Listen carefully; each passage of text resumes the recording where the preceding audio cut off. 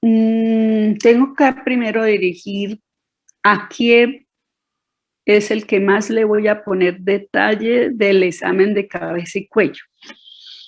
¿Cuáles creen ustedes que sea el principal síntoma de consulta cuando hay un problema o cuáles son los síntomas frecuentes cuando hay un problema de cabeza y cuello? Cefalea, profe. Cefalea, ¿qué más? Van Tortícolis. pensando. ¿Cómo? Ganglios inflamados, profe. A ver, de a uno porque lo escuché. A ver, ¿quién quiere hablar? Mareos, ¿no? Vértigo. Mareo, que no todos los mareos son vértigo, pero bueno, mareo, que son 5 tipos de mareo. ¿Quién más? Tortícolis. Tortícolis, sí, Tatiana, la gente viene porque tiene mico, ¿no?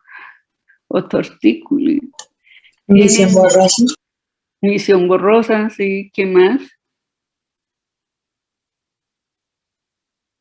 Empecemos como desde abajo, de los niños, ¿qué sería lo más frecuente?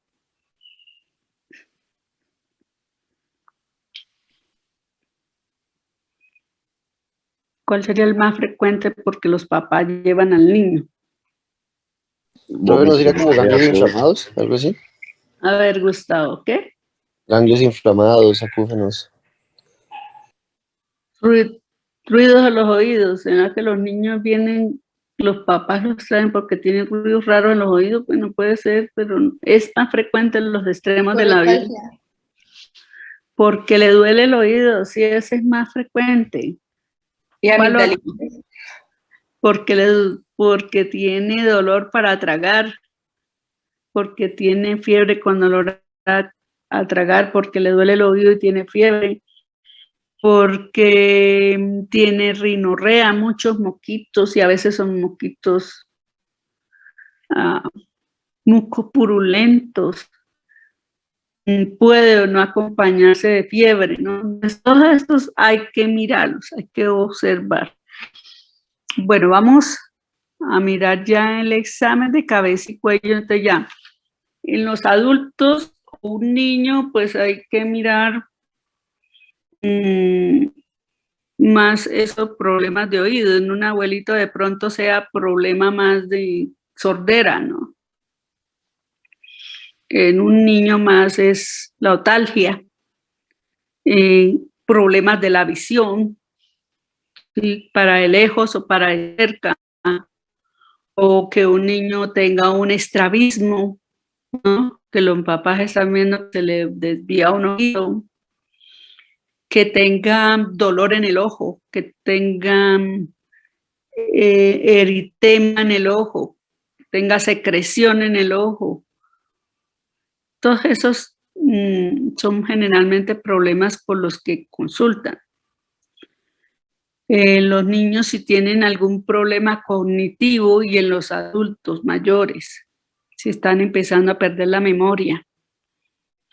Si el niño no tiene un buen desarrollo neurológico, no ha cumplido con que se siente cuando está chiquito, que gatee, que camine, que tenga sincronización en los movimientos.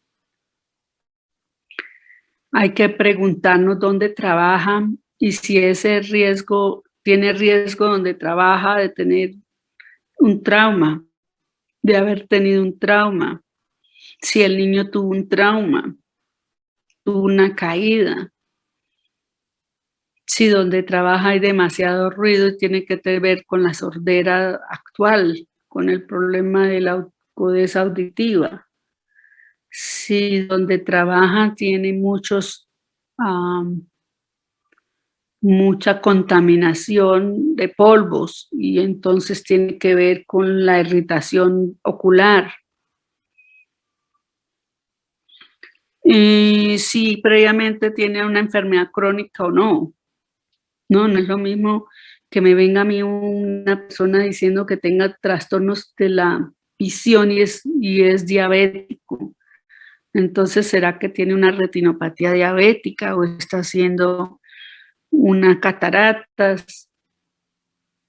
Hay que preguntarnos varias cosas. como había dicho, si presentó un TAMA, si ha perdido la conciencia, si no llega un paciente inconsciente, porque no lo trae la familiar porque se desmayó en el baño, lo encontraron inconsciente en el baño, porque se cayó de algún sitio, o no lo trae la policía porque lo encontraron tirado en la calle, ¿no? Y lo vieron que estaba como bien vestido, pero inconsciente. Y si viene por algún síntoma de cabeza y cuello, pues en esas personas hay que verlos. La historia clínica anterior más importante, si han tenido un trauma craneoencefálico reciente, si sufre de migraña, si ha presentado convulsiones previas o convulsionó con el problema que tiene actual, si tiene antecedentes de meningitis, si sufre infecciones respiratorias superiores recientes. Por ejemplo, si el paciente... Un momentico, por favor.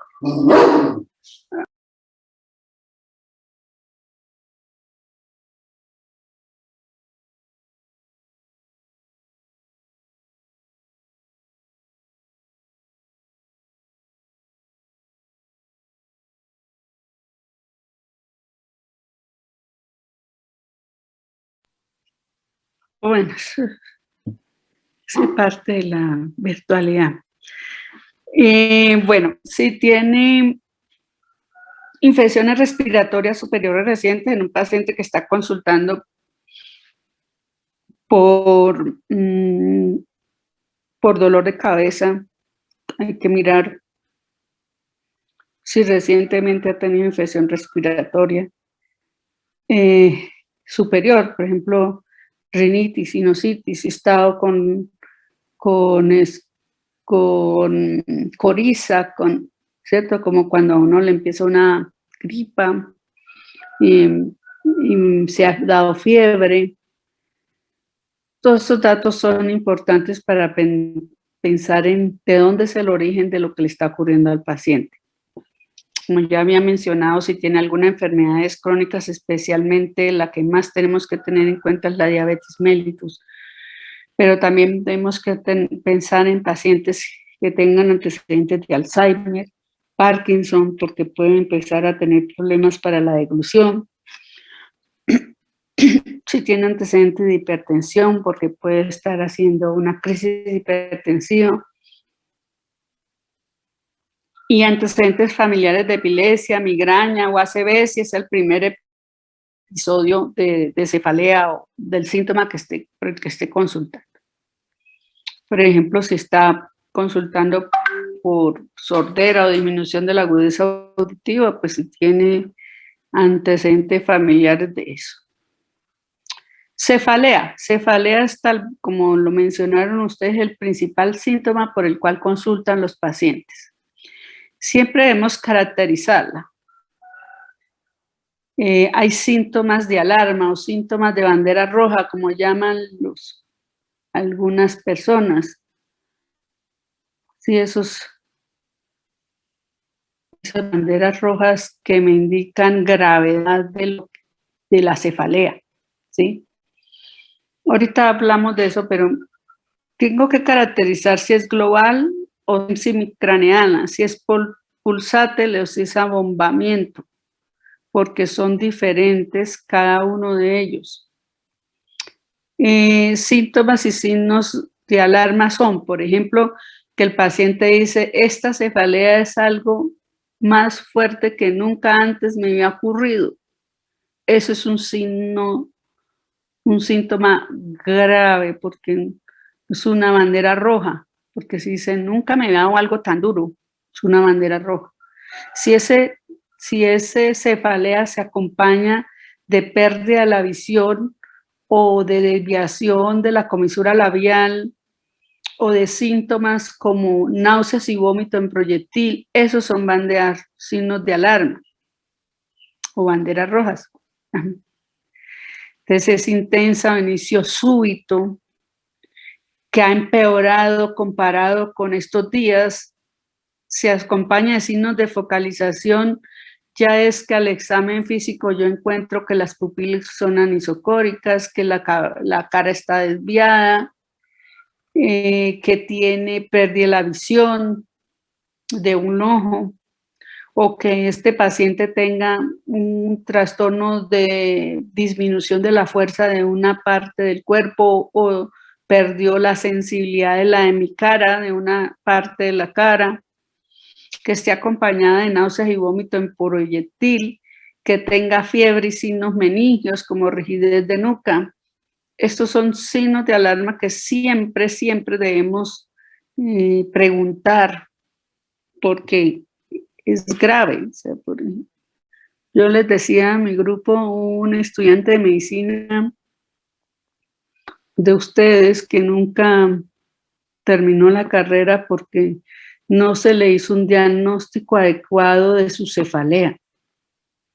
Sí, ese era un paciente un muchacho que estaba en 10º, o sea, en 5º año,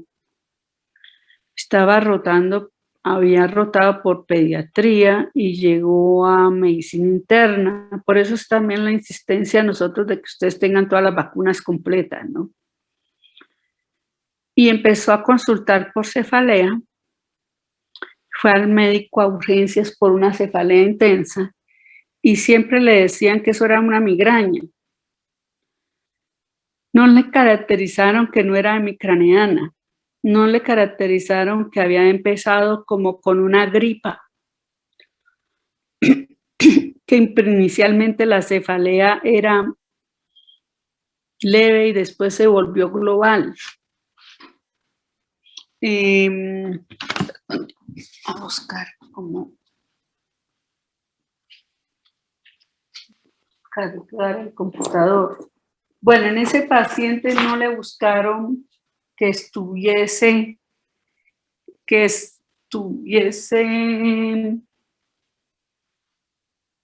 teniendo fiebre. No le preguntaron si estaba teniendo fiebre.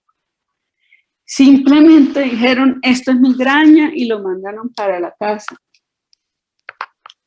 El muchacho estaba rotando por medicina interna, ya había rotado por pediatría. Lo vio la internista en la clase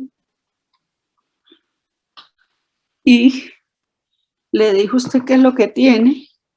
Le hizo un examen, la revisó y le dijo, no, se me va por urgencias. Vaya y consulte otra vez, que esto no me gusta. Había tenido náuseas, había tenido vómito, no en proyectil, pero tenía fiebre, dolor de cabeza que era global, pero se iba hacia el cuello. Fue al médico, nuevamente le pusieron dipirona, le dijeron eso es una migraña, porque así tenía fotofobia, y lo mandaron para la casa, le pusieron dipirona y para la casa, que se fuera a acostar, que no se diera la luz, que no sé qué. Bueno, a los 3 días volvió a tener la clase con la doctora internista. La doctora lo vio y le dijo, ¿usted qué hace aquí? Él dijo, no, pues me mandaron para la casa otra vez que migraña. Ella volvió y lo examinó, lo vio muy mal. Un muchacho muy responsable, ¿no? Porque es tan responsable que tenía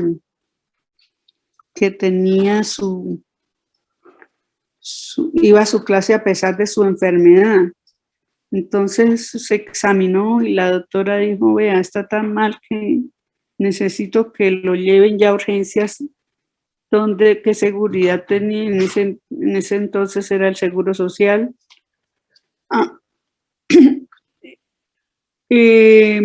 Mandó a 2 compañeros que lo acompañaran, se fueron para urgencias y el paciente empezó a hacer, llegando a la clínica, pérdida de conciencia, y tenían una meningitis. Una meningitis viral, posiblemente porque ya estaba en contacto con niños enfermos. Desafortunadamente quedó con secuelas y el muchacho nunca pudo terminar su carrera.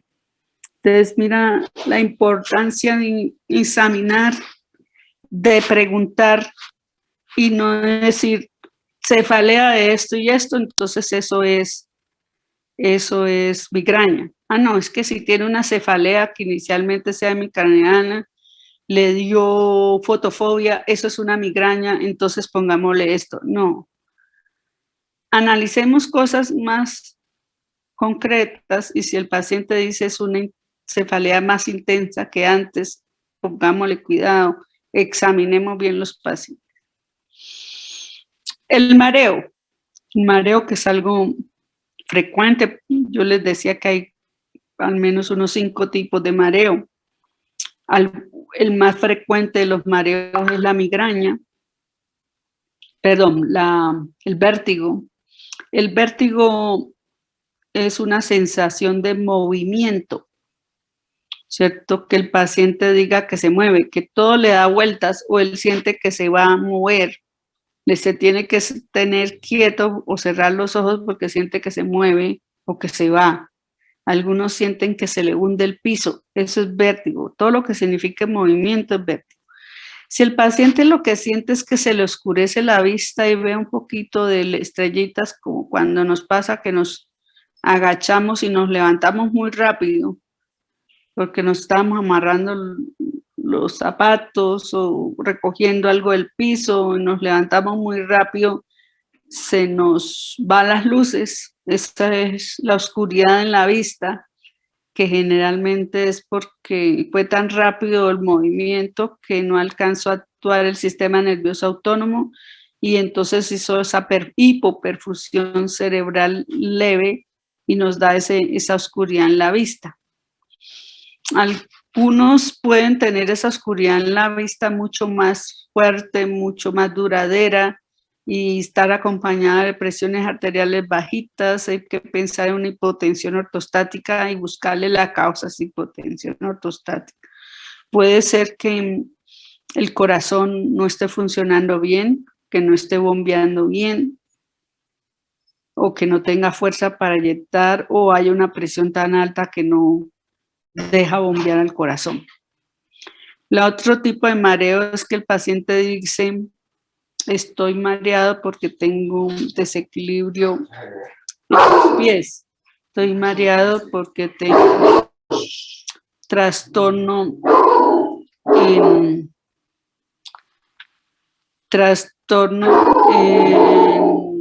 que con todo me caigo. Que sufro ese mareo que con todo me cae. Porque no siente los pies, porque no siente bien, porque ha perdido sensibilidad en los pies. El otro mareo, uno de los mareos es el vaivén, que siente balanceo sin movimiento. Siente como cuando nosotros vamos al mar y vemos las olas que van y vuelven y si uno se queda mirando las termina mareándose un poquito.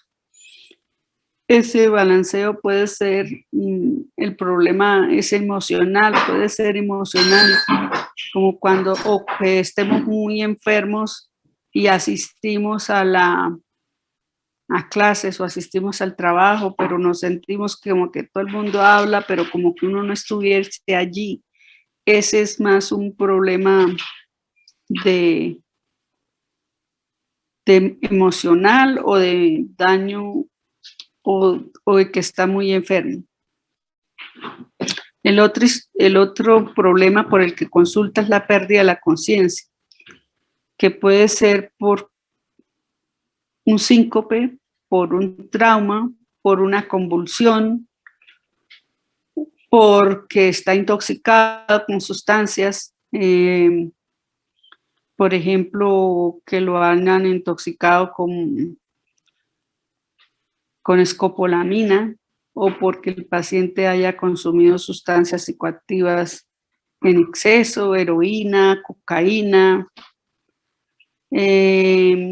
algunos de los elixires, todo eso puede llegar el paciente en estado de inconsciencia. porque ha tomado mucho licor también. Hay que encontrar la diferencia. Si el paciente presenta áureas ya convulsionado, ha perdido la conciencia, pues fue una convulsión.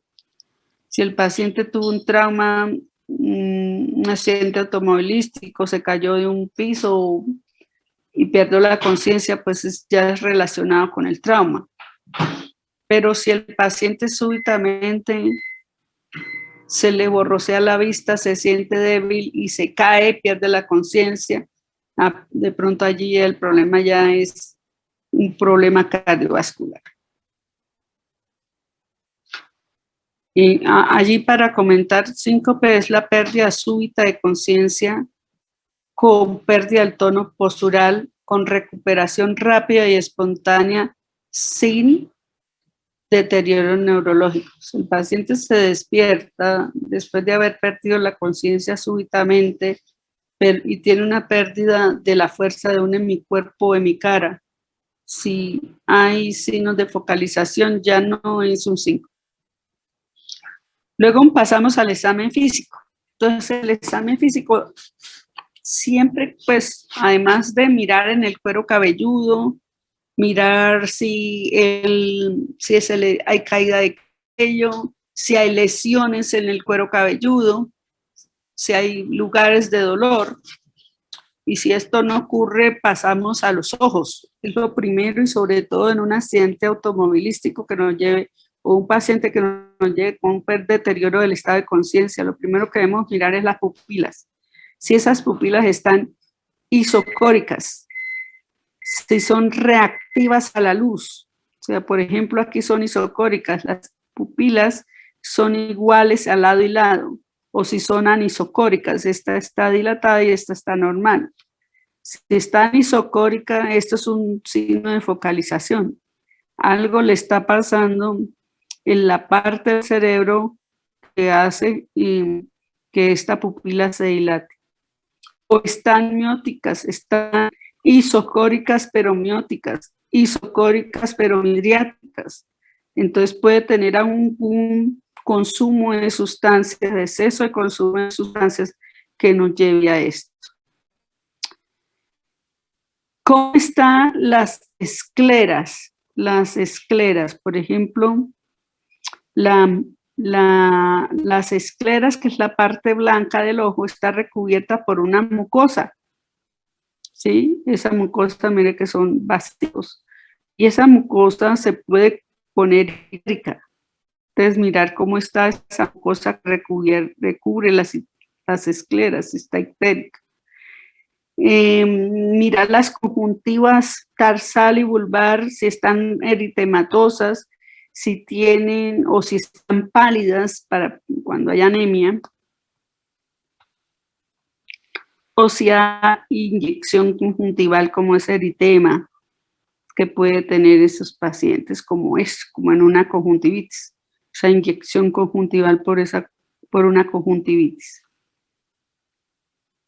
Mirar las pupilas, si son mióticas, podemos pensar en organofosforadas, heroína, opiáceos.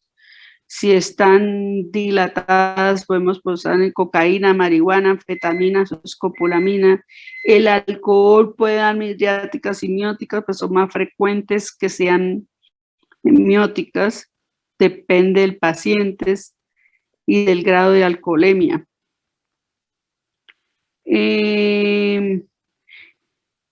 Estudiar cada una de las sustancias varias, ¿sí? ¿Cuáles son los opiáceos? ¿Cuáles son los opiáceos y que me den, cuáles son los órganos fosforados y me dan esos cambios de las pupilas? A nivel de la nariz, ya pasando ya la nariz, ya miramos todo lo que hay que ver en el ojo. Me faltó en el ojo,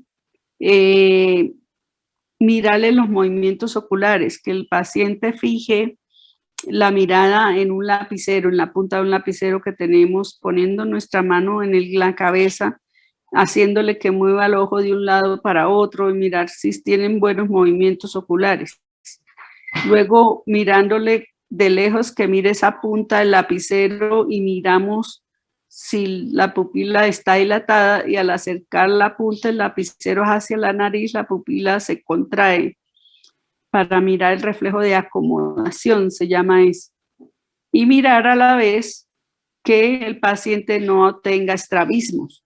Al hacer el acercamiento del lapicero hacia la nariz, podemos ver que el ojo no se desvíe. Ya después miramos la nariz, pues miramos la fosa nasal, que sea permeable, que no haya desviación del tabique. Miramos el tabique que no duela,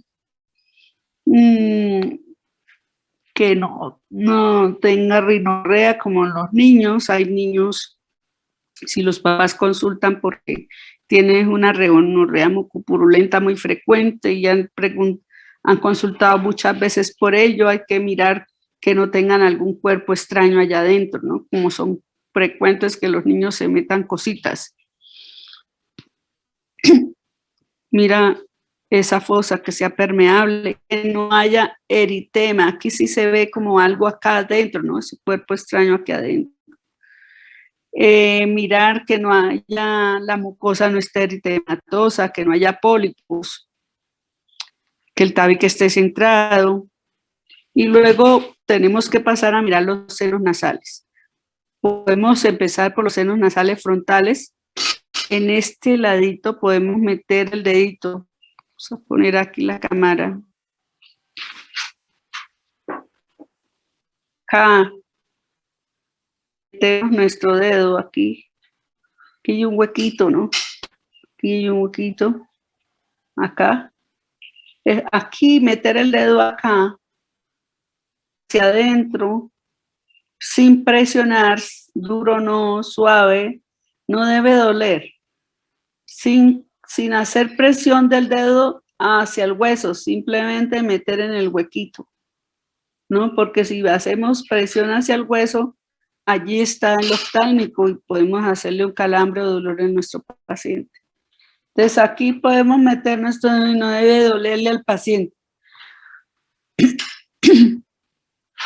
Después podemos poner aquí, en este espacio, una linterna y mirar cómo se ilumina esta parte superior de la nariz, para mirar si los senos nasales están bien.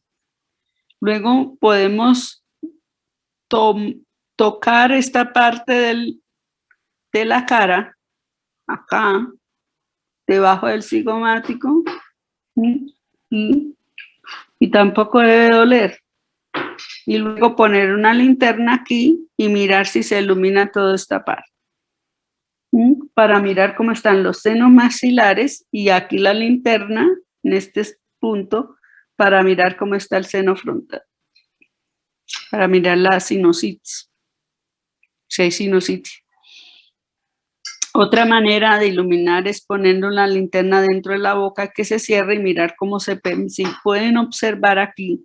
Este paciente tiene una buena luminosidad en este lado, mientras que aquí no, porque tiene una sinusitis del seno maxilar de este lado. ¿Sí? ¿Sí ven la diferencia de las luces? Y podemos comparar los dos. Pues aquí hay una sinusitis de este lado, una inflamación de la mucosa del seno maxilar de ese lado. Esta es la manera como ya de tocar aquí y aquí. Luego de la nariz pasamos a la boca. Tenemos que mirar si la mucosa es húmeda. Tenemos que mirar si la saliva está bien, si produce buena saliva. Como decía nuestro paciente, produzca un poquito de saliva y mirar sobre todo si el paciente viene de tener diarrea, náuseas o vómito. Si viene de haberse dado una insolación, de haber estado deshidratado, mirar a ver si todavía puede producir saliva. Tenemos que mirar los dientes, si tiene prótesis dental o si está con dientes normales, mirar si hay caries, mirar si hay lesiones en la boca, en la lengua, si la lengua está inflamada, si los carrillos están inflamados, las encías, que pueden ser por muchas causas. Cuando hay inflamación de las encías, de la lengua, es glositis, estomatitis, cualquier problema de las encías, y cuando es todas, compromiso de todas, se llama mucositis. Por ejemplo, aquí está inflamada la encía, ¿no? Que generalmente esto ocurre, a veces puede ocurrir porque nos pasamos mal la seda dental o porque está una caries por allí rondando. Lesiones en la lengua puede ser porque nos hemos mordido la lengua o nos hemos mordido el labio, también a veces nos salen lesiones, y algunas veces pueden ser secundarias al consumo de algunos medicamentos o está consumiendo quimioterapéuticos para el cáncer. Generalmente los pacientes que toman quimioterapéuticos tienen ese problema de la estomatitis, de la mucositis. Los niños también es muy frecuente que hagan compromiso de la mucosa porque se echan todo a la boca, ¿no? Los niños que están en crecimiento, todo se lo echan sucio y le salen aftas o le salen monilias o sapitos. Tenemos que mirar la úvula, si está centrada, ¿no? El paladar, si no está caído de un lado, y si está caído y desviado, puede ser compromiso del 9º y 10º par. ¿Sí? Por ejemplo, acá está un poquito caído este lado, el paladar. Tenemos que mirar la faringe atrás, decirle al paciente, diga, mirar si hay escurrimiento, o si hay amigdalitis, o si hay secreciones atrás. Bueno, antes de pasar al cuello, y se me pasó acá, no sé, hay que mirar el oído, pero ahorita miramos un poquito en detalle. El cuello. El cuello debemos mirar a la inspección si la tráquea está centrada, o sea, miramos, nos hacemos de frente al paciente y miramos que al lado y lado haya el mismo espacio en el esternocleido con la tráquea.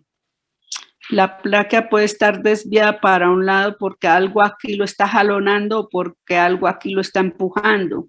Generalmente, por ejemplo, si hay fibrosis del lóbulo superior del pulmón, puede jalonar la tráquea para este lado, ¿sí? Si hay neumotoras o tumores, desvían la tráquea hacia el otro lado. O sea, fibrosis la jalelan para acá, como una telitasia o fibrosis de este lado, la jalonan, como el tejido se vuelve más pequeño, termina jalonando todas las estructuras hacia ese lado, mientras que si aquí hay un neumotórax, aire en el espacio pleural, puede enviarlo hacia el otro lado. Si hay latidos o pulsaciones en ese cuello, por ejemplo, aquí se ve esta ingurgitación yugular, ¿no? Y si hay latidos, si esta ingurgitación yugular es a más de 45 grados, no debería haber ingurgitación yugular. Tenemos que pensar por qué está ingurgitada. Si hay adenopatías, ¿no? Por ejemplo, acá podemos mirar si hay adenopatías.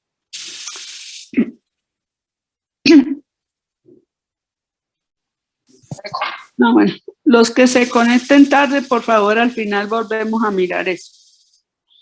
Si hay adenopatías en cuello, ¿cómo está la glándula tiroides? Por ejemplo, acá, el jueves pasado, miré una paciente con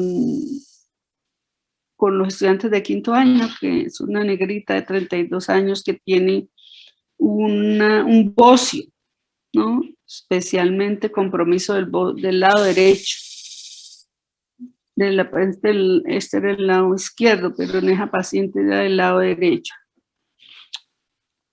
Y se ve, no necesito tocarlo porque ya lo estoy viendo. En el examen físico del cuello va a haber la palpación, que generalmente nos vamos a hacer por la parte de atrás del paciente y vamos a empezar tocando la mastoides.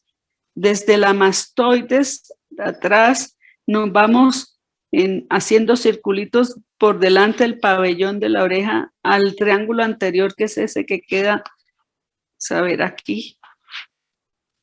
Sí, sí, me ven este triángulo anterior, este de aquí. Entonces me vengo desde aquí masajeando hacia la parte anterior, mirando el triángulo anterior donde están las glándulas linguales, las submandibulares aquí, y aquí podemos palpar inflamación o ganglios cuando hay lesiones en la boca, ¿sí? Cuando hay lesiones en boca, generalmente ahí pueden tener los ganglios inflamados. Luego nos volvemos otra vez a la mastoides y bajamos por todo adelante del esternocleidomastoideo, mirando adenopatías. Aquí podemos observar las amígdalas. Cuando hay amigdalitis están se palpan gruesas, grandes, y se hay otras adenopatías que vamos siguiendo en todo este ángulo hasta llegar a la escotadura subesternal. Bajamos, luego nos devolvemos a la parte media. En esta parte media,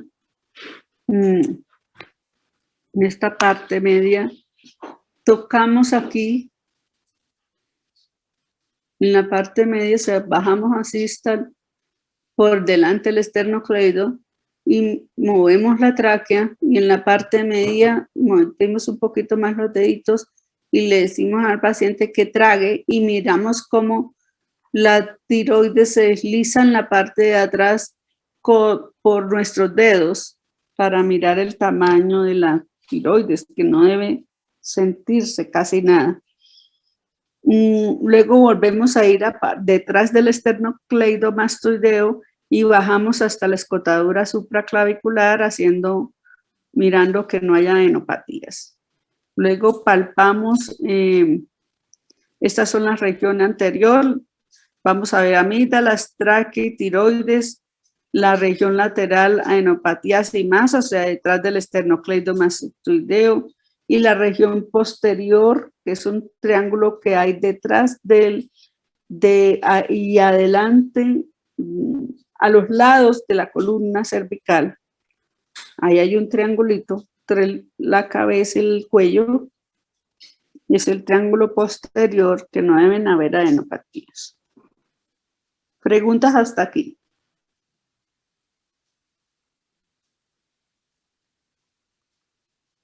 ¿Alguna pregunta?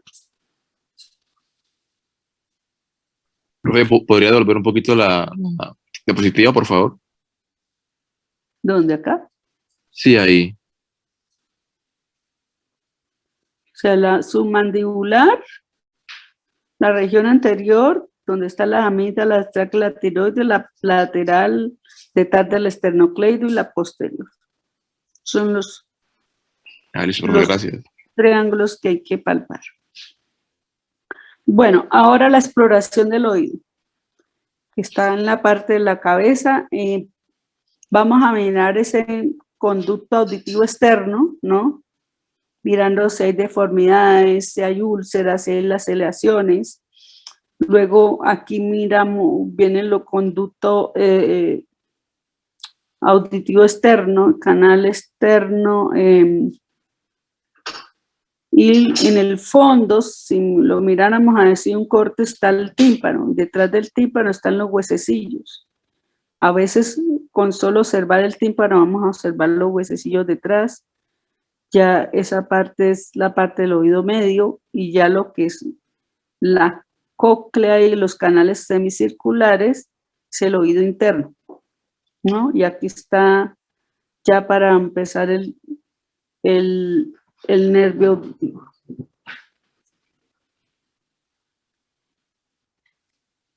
La historia clínica anterior en este paciente que consulta por un problema de oído es si hay sordera familiar, si hay antecedentes personales de otitis, sinusitis, faringoamigdalitis y todas esas itis. Si tiene hipoacusia, desde cuándo, si esa hipoacusia está relacionada de pronto con un trastorno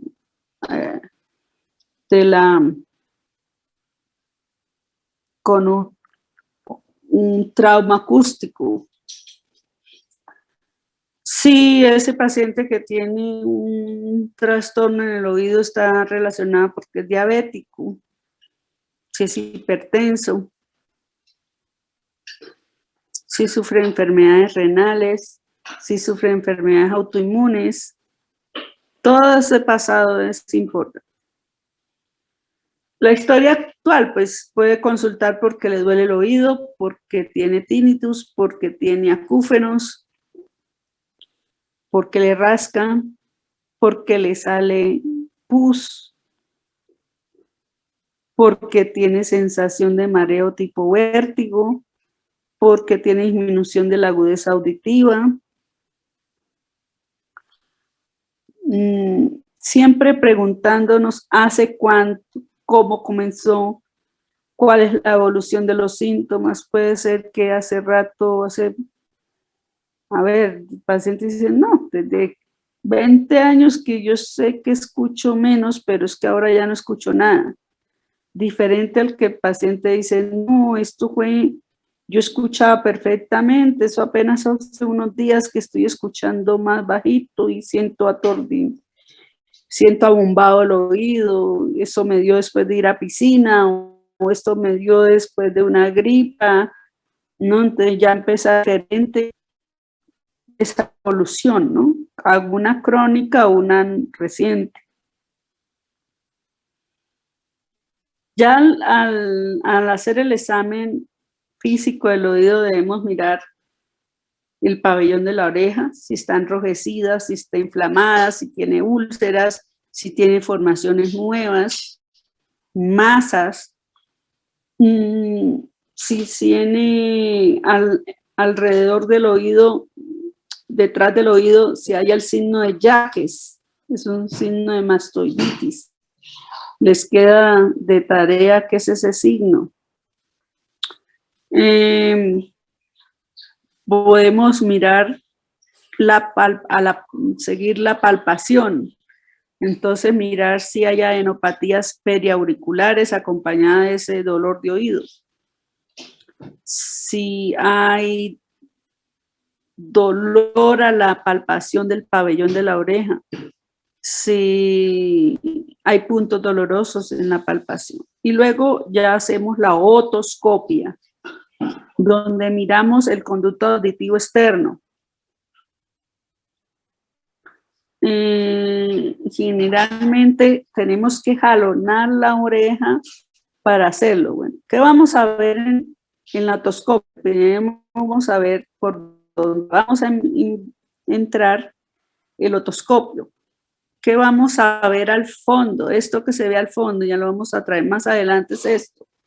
Vamos a ver este tímpano. Esto que vemos aquí al fondo, podemos en el conducto auditivo externo ver vellosidades, ver cera, pero esto del fondo es esto.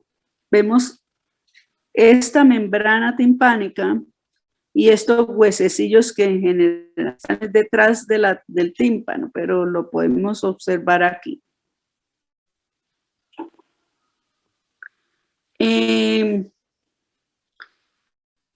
La exploración, si el paciente dice, me duele este oído el derecho, pues yo miro primero el izquierdo, el sanito. Se debe traccionar, así como está viendo aquí esta doctora, la oreja hacia arriba para poder poner el huequito libre, ponerlo a nuestra vista fácil, y descargamos el otoscopio en la parte externa, sin meterlo, solo en la parte, o sea, lo ponemos aquí, lo descargamos en ese huequito que abrimos, luego miramos a través del otoscopio que observamos adentro. Generalmente jalonamos el pabellón de la oreja hacia arriba y hacia atrás. Si es un niño, hacia atrás y hacia abajo. Para mirar que el conducto auditivo nos quede derechito hacia el tímpano. A veces nos tocan, algunos tienen un verdadero laberinto de ese conducto auditivo externo, entonces hay que mirar y buscar el tímpano.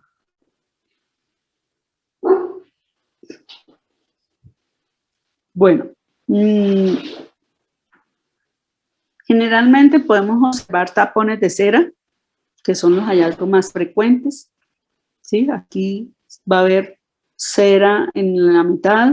Esa cera puede ser clarita, amarilla clara, es una cera reciente, o puede ser una cera oscura. Este es un verdadero tapón ceroso. A veces es negro completamente. Mirar si hay en el conducto auditivo, si hay lesiones eritematosas, si hay cuerpos extraños. Ave María, los niños se meten por todos los huecos, se meten cosas. Mire, este es un tímpano normal, ¿no? Un tímpano donde hay el haz luminoso, que no es más que a veces se hace en esta forma. El tímpano puede tener esta forma y aquí formarse el haz luminoso.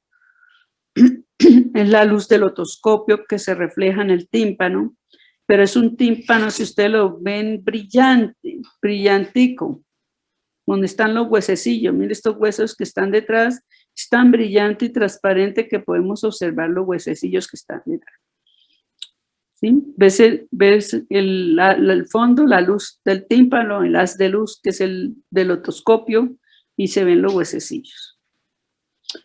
Este tímpano puede tornarse opaco. Generalmente los que escuchan muchos con audífonos y si lo ponen a volumen muy altos, ese tímpano que es como si fuera lo de los speakers, lo de los baffles, ¿cierto?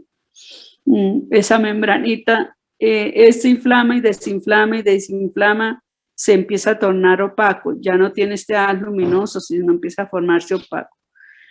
En otitis puede estar eritematoso, con sangre, se ven todos los vasitos que lo perfunden rojitos. Puede haber perforaciones en el tímpano, o detrás de ese tímpano puede haber pus cuando ocurre como otitis media. Mira, este es un tímpano opaco.